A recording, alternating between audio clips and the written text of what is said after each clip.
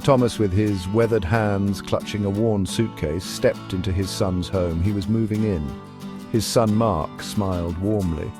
Mark's wife Sarah offered a welcoming cup of tea.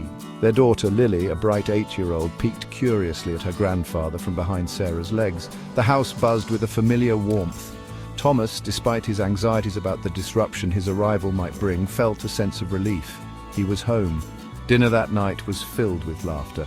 Thomas, his heart full, shared stories from his youth. Lily, captivated, sat beside him, her eyes wide with wonder. Mark and Sarah exchanged smiles, happy to see a spark of connection between their daughter and her grandfather.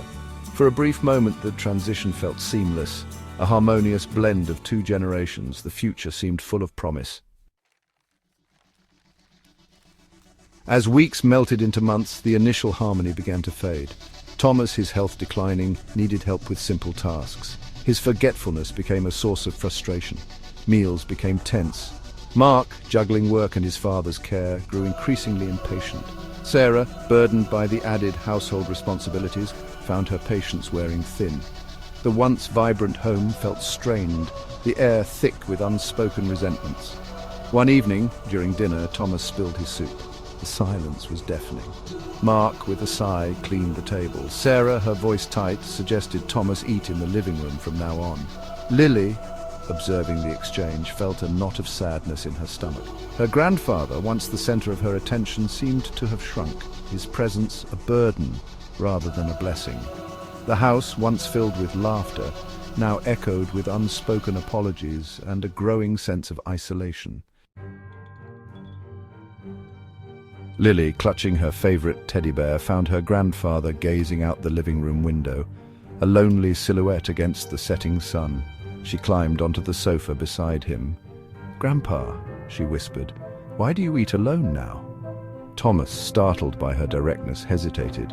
"Well, sweetheart," he began, his voice trembling, "sometimes I forget things. I spill my food. I make a mess." Lily, her brow furrowed in thought, considered his words. "But Grandpa," Lily countered, her voice filled with innocent wisdom, "Mommy used to spill her milk when she was little, and Daddy still forgets to put his dishes away. Do they have to eat alone too?" Thomas, taken aback by her simple logic, could only manage a weak smile. Lily, sensing his sadness, hugged him tightly. "Don't worry, Grandpa," she whispered. "I'll remind them." In that moment, her childish innocence pierced through the fog of frustration that had settled over the house. Her words, simple yet profound, planted a seed of guilt and realization in Thomas's heart. That night, as Mark tucked Lily into bed, she recounted her conversation with her grandfather. Her words hung in the air, a stark reminder of their neglect. Mark, his heart heavy with guilt, looked at his daughter, her innocence shining in the dim light. He realized how their frustration had blinded them to the simple truth. Everyone, young or old, deserves respect and patience. The following day, Mark apologized to his father. The family began including Thomas in their activities again. They discovered ways to assist him without diminishing his dignity. They learned to laugh at the small mishaps, remembering the joy Thomas brought into their lives.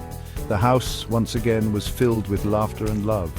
Lily, her young heart filled with wisdom beyond her years, had reminded them of the importance of family, of cherishing every moment, and of the timeless virtue of respecting their elders.